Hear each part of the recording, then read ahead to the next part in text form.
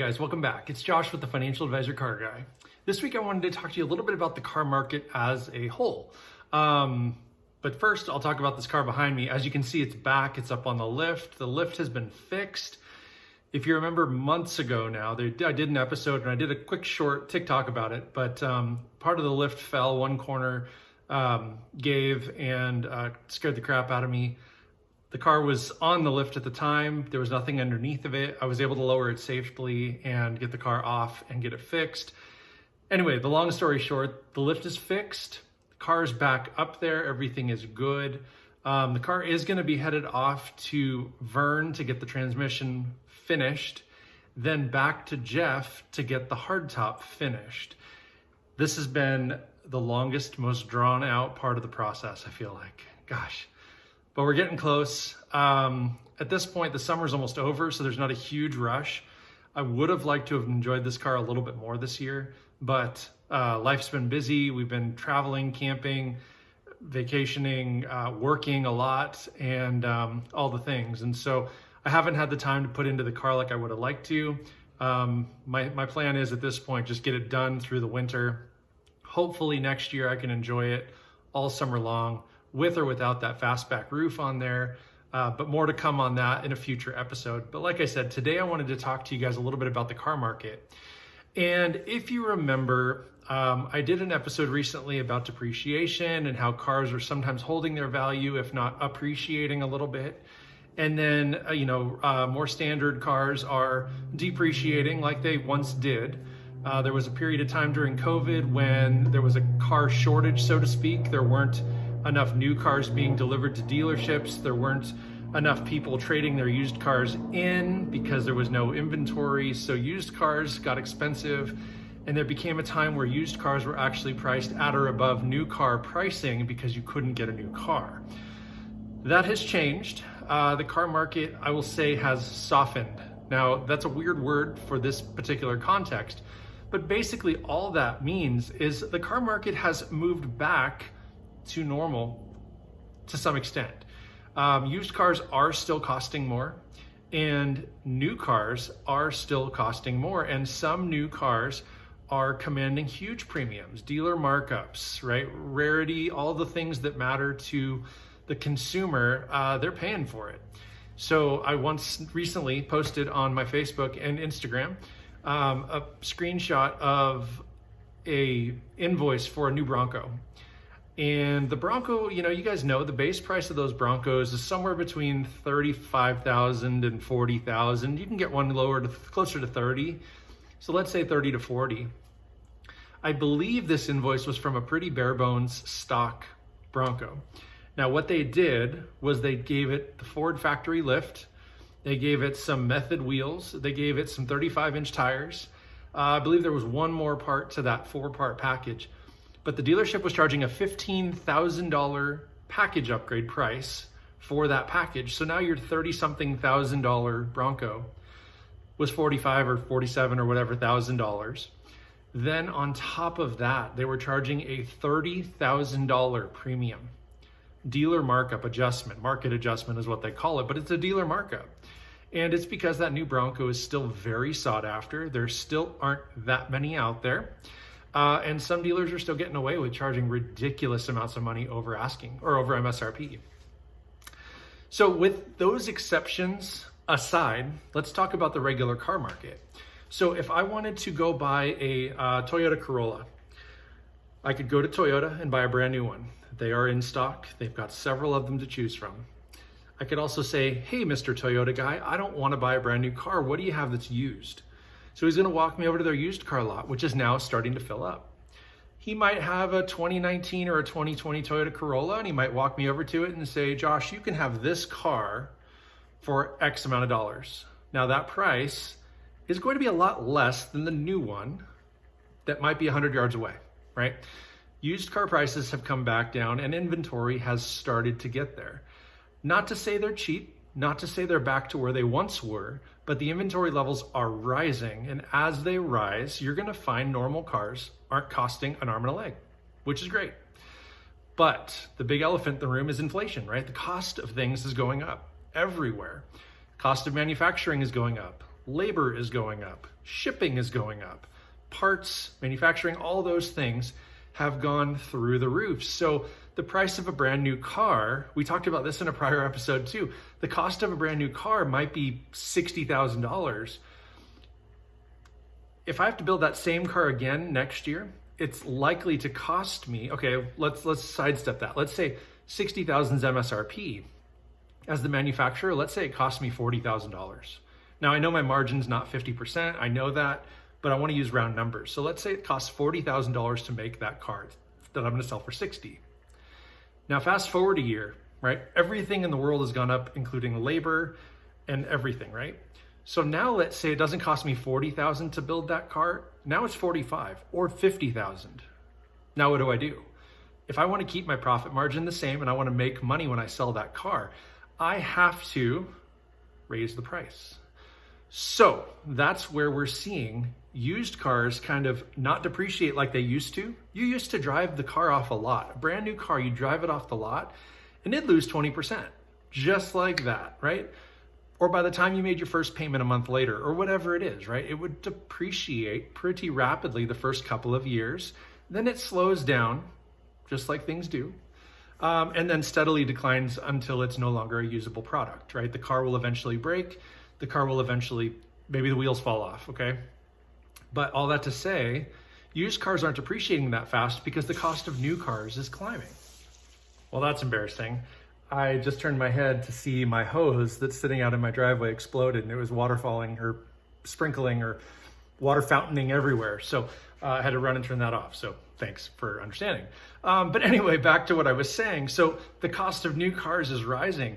So the cost of used cars doesn't have to depreciate quite as fast.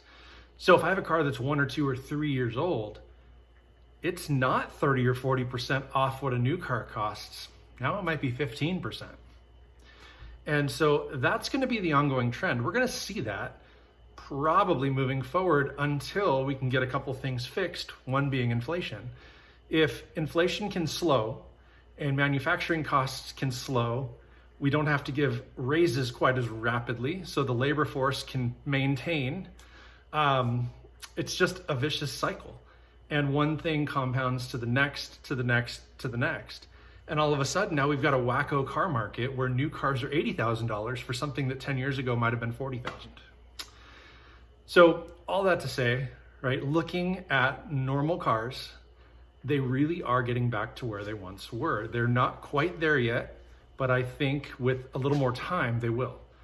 Where we're not going to see that is in the high-end car stuff. High-end BMWs, Audis, Mercedes, Jags, any of the exotics, any of the, just those big fancy cars that are top dollar, maybe 6 figures and up. Okay, there are some 7-figure cars out there that are continuing to climb, but 6-figure cars are going to depreciate a bit slower. Now, don't get me wrong. Right now, you can go buy a car that was 100 grand 10 years ago. I think of like the BMW 750, okay? If you found a 2010 through 2015, somewhere in that range, you can probably get a screaming deal on one. You can even find one with low miles that's under $20,000. And that car might have been 120,000 10 years ago. So that's pretty serious depreciation. But that's not something that's abnormal because they make a new one every year. And the new one has better features. Maybe it's faster, maybe it's more sleek, maybe it has better color, whatever, right? As models progress, the older ones become worth less. Now, let's look at an exotic. Let's talk about a Ferrari or a Lamborghini. Every time a new model comes out, they only run those models for a few years, and the old ones do come down in price. But because the cost of a new one is so high, there's a great secondary market for those cars. So people who can afford a $150,000 or a $200,000 car but can't afford a $300,000 new one will. They're going to buy the last generation. The performance hasn't changed all that much. It might have new bells and whistles. It might have better electronics, maybe, whatever. Maybe it's faster. Maybe it's twin turbo instead of a single turbo, or maybe it's a V10 instead of a V8, or whatever it is. But all that to say, they stopped depreciating. So we'll recap what I said an episode or two ago about my R8. I think it's pretty well hit the bottom. I mean, I don't think, I'm gonna knock on wood right now, because I don't think I could lose money on this car. I would be shocked if I couldn't sell it for at least what I'm into it. And that's because they're not gonna be making them anymore. There's less and less on the road every year. It's a desirable car. And so there's, they were built in low numbers, all of those things. And so from a value standpoint, high-end cars aren't going to fall the way regular cars are starting to. So if you want to go buy an F-150 or a Chevy Silverado or a whatever Toyota Tundra, you can go do that and find yourself a pretty solid deal. Quick side story for you guys. I just found a 2012 Mini Cooper. It's got 113,000 miles, and the lady was asking $4,500. Now, why do I want a Mini Cooper? I don't. Truth is, a buddy of mine and I are thinking about putting a car on Turo just to rent it out, just to see if we can make a little money and see how that thing really works. He's used it as a consumer. In fact, he's in Vegas as we speak, and he's rented a Tesla for the week. He's really enjoying it. The owner was great with him. Everything has worked out really, really well. He's convinced that that's like the new side gig. So we've been looking at these inexpensive cars. And anyway, this Mini Cooper came up $4,500. I blue booked it at almost $9,000. So I'm like, what the heck is wrong with it, right? So I reread the ad a couple of times to make sure I'm not missing anything. And a couple things are wrong with it, but I think it's a simple fuse, right? So the gal said the heated seats, the power mirrors, and a cigarette lighter, I think, all don't work. I'm pretty certain that's fuse, right? Or a relay. Could be a simple wiring problem, whatever. It's not a big deal. But to cut the car's value in half and sell it used for next to nothing shocked me. So I sent her an email, said, hey, I would love to come see the car. I'm interested in it. Got a quick reply. Oh, shoot, sorry, that car sold. I should have pulled the ad. I meant to take it down weeks ago. The thing had been on there for like a month. She probably sold it the same day or the next day, being that she priced it super, super aggressively. So anyway, I just thought I'd share that with you because there are deals to be starting to be found, right? I mean, half Blue Book, I couldn't believe it. I literally checked the Blue Book twice, literally read through the ad to see like, does it need a transmission or something serious? Literally nothing wrong with it. Clean title, 2012, 113,000 miles. So all the things, all the boxes were checked. It works for Turo. You can only have a car that's, I think, 11 years old. So 2011 is the oldest we could do right now. And it has to have 130,000 or less miles when you post it for the first time. So that's been my criteria. I've been looking at 2011s and newer with 130,000 or less miles, hoping to find a $3,000 or $4,000 or $5,000 car that my buddy and I can split, try the Turo thing, see what happens, and go from there. We'll see. I'll keep you posted. If I end up doing it, I'll let you know. But in the meantime, realize that the car market is coming back down. If you guys are looking for a new car, take your time. You could probably find a deal. You really can. They're starting to be out there. Not everybody's fire sailing things, but if the economy continues to slide like the way it has been, if the feds come out and say recession, which is a big fear, if they do that, I think a lot of people are going to tighten the reins. They're going to sell off extra vehicles, sell off extra assets, park a bunch of money in the bank and just sit still for a while. That's pretty normal. That's what happened in 2008 and 2009. It happened back in 2001.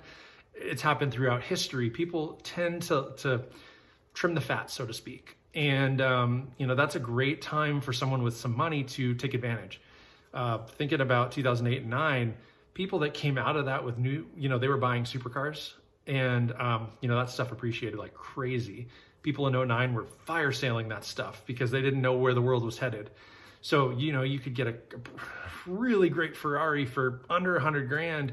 Those days haven't been since, right? And I don't know that they'll be back, but I could see stuff falling to a point where, dollar equivalency is there and maybe you feel like you're getting a pretty good deal. If that were the case, man, I should sell my R8 now, put that money in a little holding bank and then, buy something cool when it falls. I don't know that it's going to do that, so I'm not going to make that move, but that's the mindset you got to have. So that's all I got for you guys today. Comment down below. Let me know your thoughts. What are you seeing in your environment? Are car prices getting normal again, or are they still super crazy? What are you after? Are you looking for a new daily, or are you looking for a new project? Are you looking for something cool and fun and sporty? They're out there. So like, subscribe, and remember, please, may every investment you make be a good one. Until next time.